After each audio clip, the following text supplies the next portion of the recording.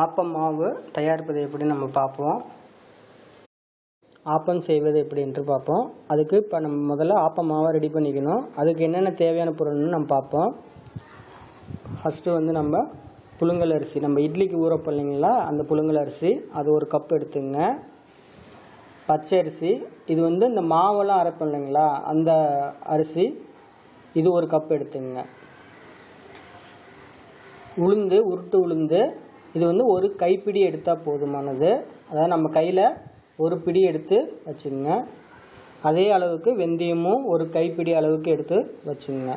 இது எல்லாத்தையும் நம்ம வந்து 2 மணி நேரம் ஊற வச்சு, 2 மணி நேரம் ஊறினதுக்கு அப்புறமா நம்ம கிரைண்டரில் போட்டு ஆட்டும் போது அதோட உப்பையும் சேர்த்துக்கணுங்க.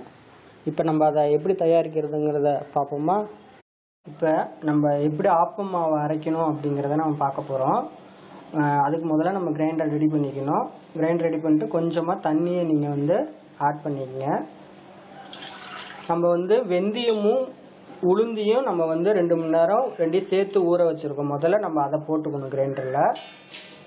அதை போட்டு கொஞ்சம் மாவு நல்லா வந்ததுக்கு அப்புறமா நம்ம அரிசி அதில் சேர்த்தா தான் இந்த உளுந்தும் வெந்தயமும் மெசையும். அதனால் நீங்கள் எல்லாத்தையும் ஒன்றா போட்டு ஊற வச்சிடாதீங்க. உளுந்து வெந்தயம் மட்டும் தனியாக ஊற வைங்க. 2 அரிசியும் ஒன்றா சேர்த்து தனியாக ஊற வச்சுருங்க. ஏன்னா நிறையா பேர் செய்கிற தப்பு வந்து இதுதான். உளுந்தையும் வெந்தயம் அரிசி எல்லாத்தையும் ஒன்றா போட்டாங்க. இது கொஞ்சம் நேரம் ஓடட்டும். அதுக்கப்புறமா நம்ம அரிசி எந்த பதத்தில் சேர்க்கணுங்கிறத நாங்கள் சொல்கிறோம். பாருங்கள், மாவு ஓடிட்டுருக்கு. இப்போ நம்ம கொஞ்சம் தண்ணி அதில் தெளித்து இது மாதிரி கொஞ்சம் கொஞ்சமாக தண்ணி தெளித்து அரைச்சோம்னா அந்த உளுந்த மாவு இது மாதிரி நல்லா பொதன்னு வரும். இன்னும் கொஞ்சம் நேரம் ஓடுனதுன்னா நம்ம அரிசி இதில் நம்ம சேர்க்கலாம். இப்போ பாருங்கள், நம்ம போட்ட மாவு எவ்வளோ வந்திருக்குன்னு பாருங்கள். மாவு நல்லா இந்த மாதிரி நல்லா நுரைச்சி நல்லா பொதன்னு வந்துருக்கணும். இப்போ நம்ம என்ன பண்ணுறோன்னா இந்த அரிசியை நம்ம வந்து இதில் இப்போ சேர்க்க போகிறோம். இப்போ வெந்தயமும் உளுந்தும் போட்டு நல்லா மாவு வந்திருக்கு. இந்த நேரத்தில் நம்ம அரிசியை சேர்க்கணுங்க.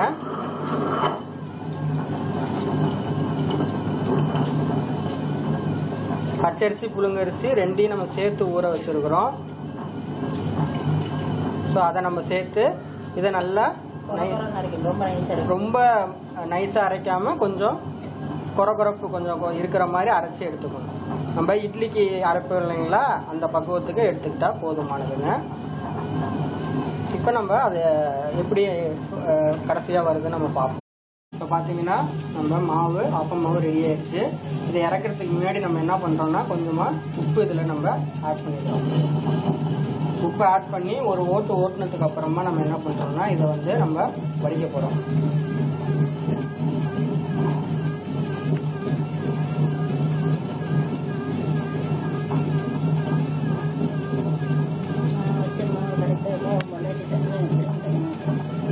பாருங்க, மாவு வந்து இப்படி தான் வலிக்கணும். இந்த மாதிரி வலித்து இந்த மாவை நம்ம எடுத்து வச்சுக்கலாம்.